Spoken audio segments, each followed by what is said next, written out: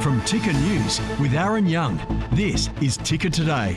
Hello, thanks for joining me today. Tragedy in the skies. A Boeing 787 Dreamliner crashes just moments after takeoff in India with 242 people on board. Only one survivor has been found. Questions swirl over Boeing's safety record today. The crash threatens to derail the plane maker's fragile comeback after years of turbulence. Tensions rise across the Middle East, Iran breaching a decades-old nuclear agreement, the US responding with troop withdrawals as fresh talks now loom. And the murder trial that's gripped Australia, Erin Patterson's emotional testimony ends as jurors now prepare to decide whether a mushroom lunch turned deadly. You are watching Ticker Today, the latest news and business moving the world. Let's get started. First today, a Boeing 787 operated by Air India has crashed in Ahmedabad, India, while en route to London carrying 230 passengers, including 53 British nationals. The aircraft, which had a strong safety record since its introduction, experienced a critical failure shortly after takeoff. Rescue teams now responding with passengers being taken to local hospitals. Both Indian and UK leaders expressing their condolences and monitoring the situation closely. This is the latest. Flight A1171 from Ahmedabad Airport bound for London Gatwick. There were 242 passengers and crew on board. 169 are Indian, 53 are British, 1 is Canadian and 7 are Portuguese. Now, just moments before the Air India Boeing crash, 2 UK nationals recorded this video, smiling, unaware of the tragedy that would lay ahead. We are in the airport, just boarding. Goodbye, India. Goodbye. Thank you. 10-hour flight back to England.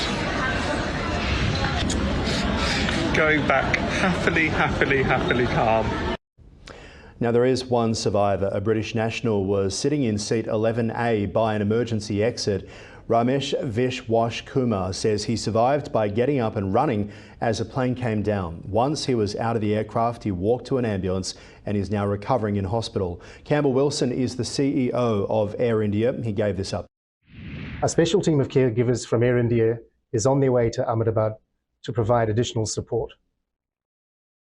The investigations will take time, but anything we can do now, we are doing.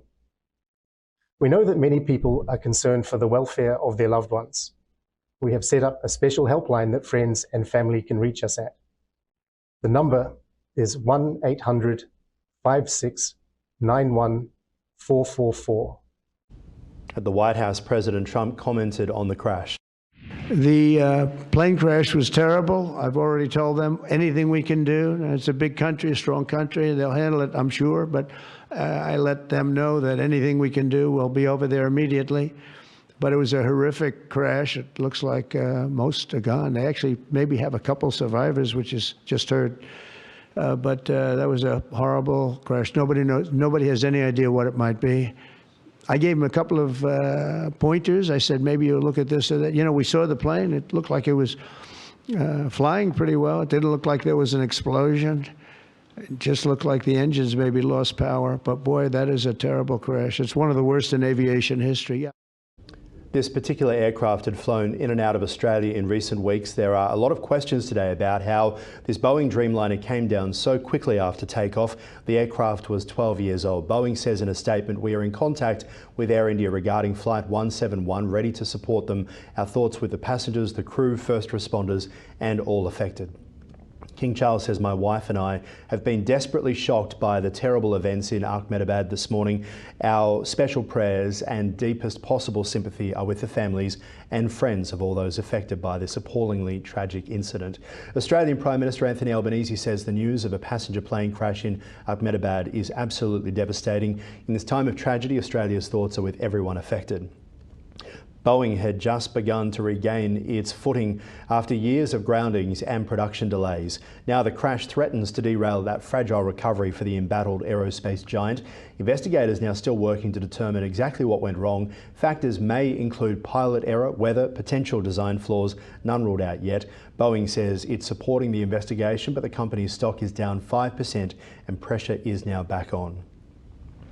The day's other news, the UN nuclear watchdog has reported that Iran has breached its non-proliferation obligations for the very first time in nearly 20 years. The declaration comes as tensions rise, particularly with the US withdrawing personnel from the Middle East. In response to the resolution, Iran has indicated it will take countermeasures, including the development of new enrichment sites. Meanwhile, a sixth round of negotiations between the US and Iran regarding nuclear activities is scheduled to take place in Oman this weekend. President Trump has been asked about the withdrawal of troops across the Middle East. Could you provide an update on Iran? We're hearing reports that U.S. personnel are being moved out of the region within striking distance. Well, they are being moved out because it could be a dangerous place, and we'll see what happens. But they are being, we've given notice to move out, and we'll see what happens.